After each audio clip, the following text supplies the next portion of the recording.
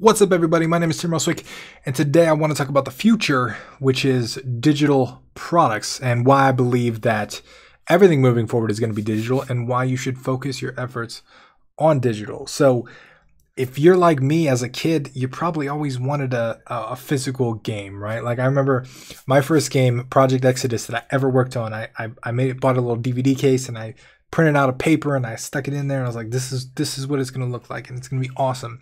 And I always wanted one of those physical copies. But later on, as I started to learn marketing and as I started to learn the value of products, and as I marketed other people's products as a business, I learned that digital products have a major distinct advantage over physical products. And that is, they cost something to make, but they don't cost anything to produce. Meaning, you build it once, you can sell it 1,000 times, and it costs you $0. Physical products, on the other hand, you build it once, you got to keep manufacturing it, right? You got to design it first, and then you got to, okay, this costs $5, you sell it for 10. It costs $5, then you got to ship it around, and you got to do all that stuff.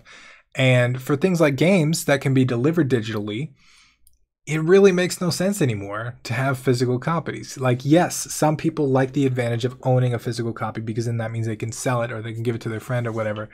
And sure, there is some advantage to that. But as far as profit goes, it is much more profitable to deliver things digitally. And that, I think, is what has led to where we are now with indie games becoming more mainstream.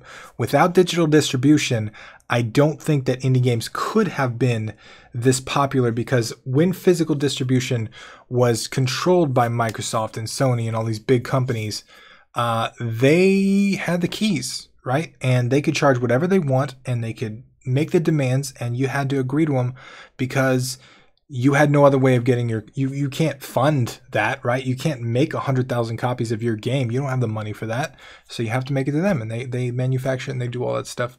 And that's where publishers come in too.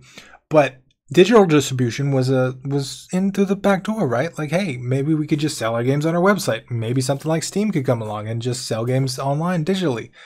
And so that's where we're at today. And that's why we can afford to actually not charge $60 a game.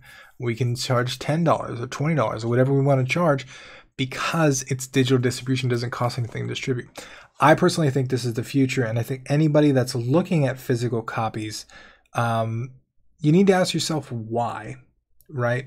I think there still is money to be made in a physical market if you have the exposure. But what we're seeing is a lot of companies are opting out of that route. Hollow Knight was supposed to come to a physical copy was supposed to come out. Canceled that. I have an article right here about GameStop having a $488 million loss. That's the projected loss for this year, because people aren't buying games anymore. Matter of fact, the majority of GameStop's revenue now comes from peripherals, hardware, and random little knickknacks. I don't know what they classify that as, but they have a whole chain of, like, you know, Funko Pops and just weird little shit. If you've been in a GameStop lately, you've seen they've got like Monopoly games and all kinds of stuff everywhere. T-shirts, everything. They are trying hard to stay afloat because people just aren't buying games physically anymore. Yes, there's some. Yes, they're out there. Yes, some people see value in it, but for the most part, digital is taking over, and I think we're going to see it continue to take over with things like the App Store. If someone perfects an App Store-like process for PCs, I think that's going to be a big. Steam is almost there, but you know, something that's a little more simple and easy to use for the average person, that can just make it quick and simple and painless. And Steam does a really good job of that, but someone can come along and do it better.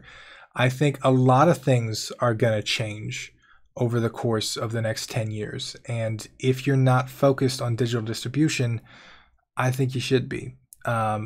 Everybody talks about constantly releasing their game on Steam and doing all this stuff, and I think it's great because digital distribution is the future. But I want you to also think of a digital distribution across a variety of platforms, not just one. Because if you just go to one, like Steam, for example, you're running into the same problem that, you know, some of these other that people were running into with the hardware manufacturers, with the publishers 10 years ago. So consider putting your game on a couple different platforms. Consider spreading yourself out. Consider multiple revenue sources from your digital products. and think about what's best for you and how you can go about that. If you don't think digital distribution is the future, I would disagree with you. So that's just kind of my take. I would love to know your opinions on it. Do you think physical has a spot? There are rumors that Xbox One is coming out with a discless piece of hardware next year. I don't know if that's true, but that's a rumor. Do you think digital is the future, or do you think physical still has a spot? Do you think retailers have a future, or do you think everything is going to be digital? I think it's pretty obvious now that I think digital is going to be the future, but I would love to know your opinion as well. So leave it in the comments below. My name is Tim Roswick, and I will see you tonight at 5 p.m. EST. Actually, Ludum Dare's tonight, so it's going to be a little bit later.